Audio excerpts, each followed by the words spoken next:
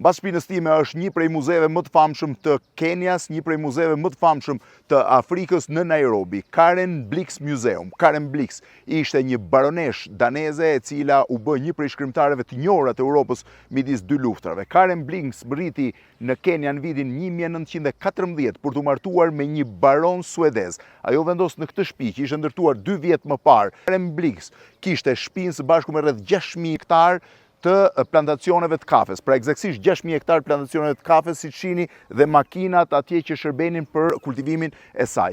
Karen Blix u vendos të jetoj këtu deri në vitin 1931, kur u rikthye në Danimark dhe kundroi jetë në vitin 1962 pa u kthyer më kurrë në Kenya. Në vitin 1985, mbasi ajo kishte publikuar librin Out of Africa në vitin 1937, libri u kthye në një film shumë i famshëm me Robert Redford dhe Meryl Streep, i cili filloi xhirimet eksaktësisht këtu në vitin 1984 dhe doli në kinema në vitin 1985.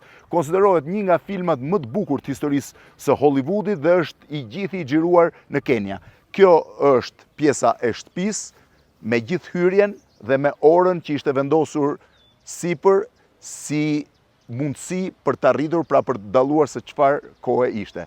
Karen Blix Museum në Nairobi të Kenjas, një nga muzeumet më të bukur që vlen për të parë.